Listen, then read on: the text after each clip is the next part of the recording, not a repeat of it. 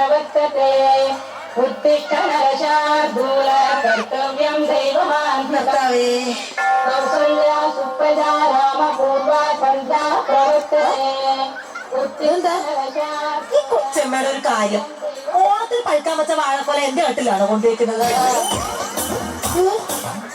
കൊലയുണ്ടല്ലോ തലയത്. അതെ കൊച്ചമ്മ, ഓടി വായോ, നമ്മുടെ വീട്ടിൽ കള്ളം കയറി. അയ്യോ, ഓടി, ഓടി, ഓടി, എന്താ ഓടി? അല്ല കിടക്ക് മാറിയിട്ട് പറ. നമ്മുടെ വീട്ടിൽ കള്ളം കയറി. അയ്യോ, എന്റെ 35 പവനും 10,000 രൂപയും കള്ളം കൊണ്ടുപോയി. അല്ല കൊച്ചമ്മേ, ഞാൻ പറഞ്ഞപ്പോഴല്ലേ കള്ളം കയറിയ. അപ്പൊ ഇങ്ങനെ കാണാതെ പോയത്. കള്ളൻ ഊണ് കഴിക്കാൻ വരില്ലല്ലോ, കക്കാനല്ലേ വരുള്ളൂ.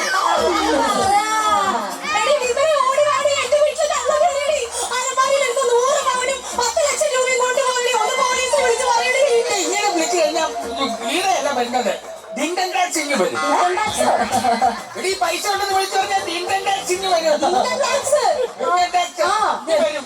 നിങ്ങൾ അതൊന്ന് പറഞ്ഞിട്ടാണ് പോലീസിന് വിളിക്കാൻ. എന്റെ പൊന്നു വച്ചമ്മ, എന്റെ റൂമിൽ ഒരു കള്ളം കയറുന്ന നാട്ടുകാരുടെ എന്റെ മാനം പോയി. എനിക്ക് വയ്യോ.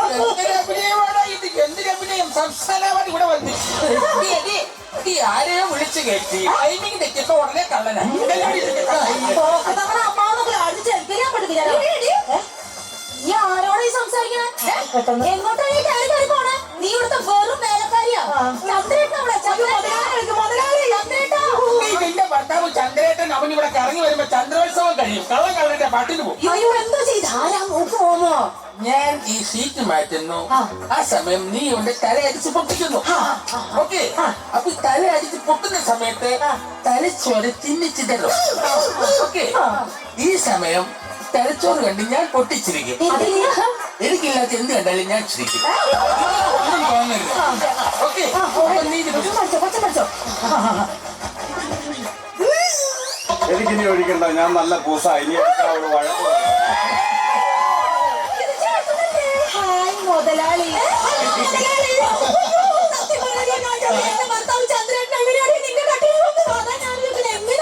അയ്യോ, എങ്ങനെ വന്നത്? എന്തൊരഭിനയം.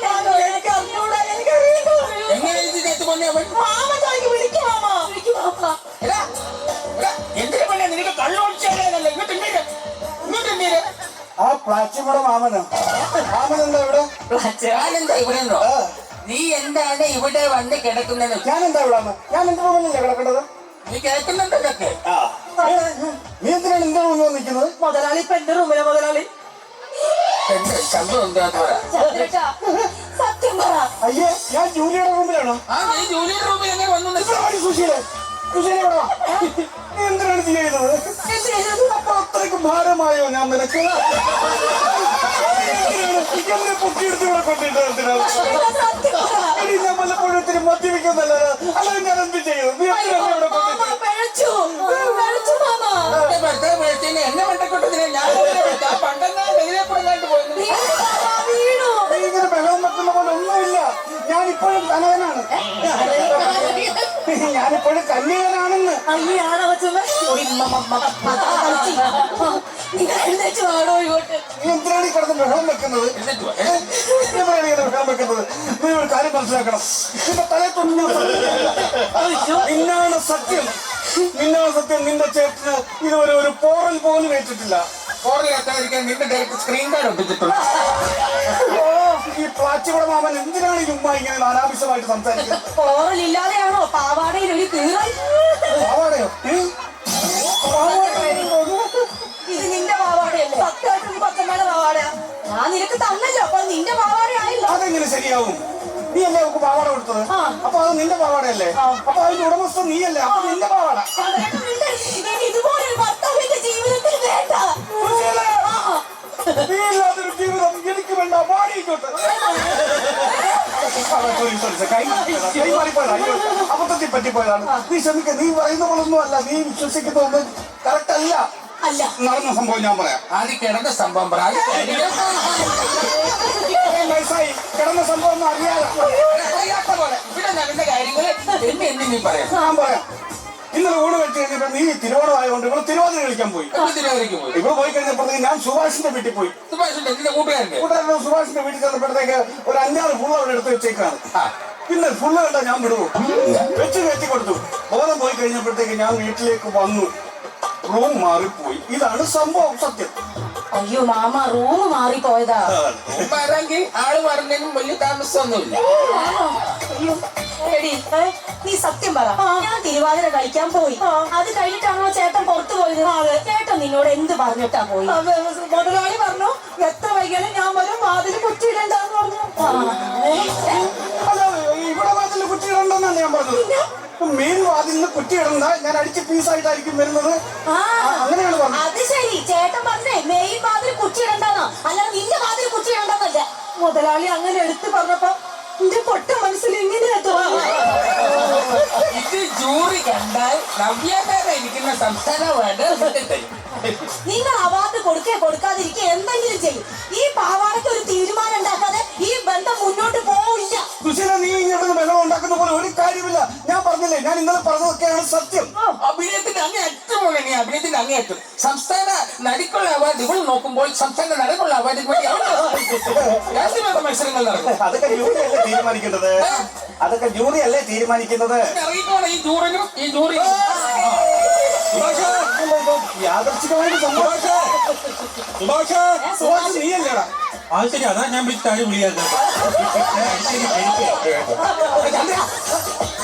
കാണിക്കരുത്. എന്താ ഒരുമിച്ചിരുന്നാണ് വെള്ളം ഒഴിച്ചത്.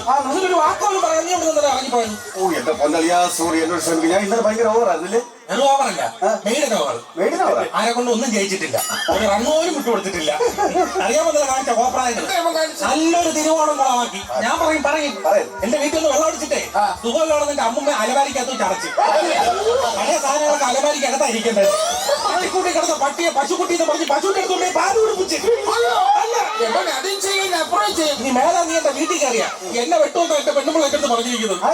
നല്ലൊരു തിരുവോണം കുളമാക്കി തന്നല്ലോടാ. എന്റെ മുണ്ട് എന്റെ പെണ്ണുമ്പിള്ളേരെ വാവാട അടിച്ച് പീസായിട്ട് എന്റെ പെണ്ണുമ്പിള്ളേരെ വാവാട എടുത്തോണ്ടാവും വന്നത്. മര്യാദക്ക് പാവാട അവർക്ക് വൈകുന്നേരം കല്യാണത്തിന് പോകണതാ. തേച്ച് കഴുകി വീട്ടിൽ കൊണ്ട് തന്നോണം. ഇനി അത് ഞാൻ ചെയ്യേണ്ടി വരും. ഇപ്പൊ അത് പറഞ്ഞ ചെന്നിട്ടാണ് അവളെ ലെഗിൻസ് കഴുകിയില്ല. നമ്മൾ മറ്റേ തുണി ഇട്ട് അടിക്കുന്ന പോലെ അടിക്കരുത്. ഉമ്മ ഒരു ഒരേ എടുത്തിട്ട് അയാളിട്ട് ഉച്ചയാകുമ്പോ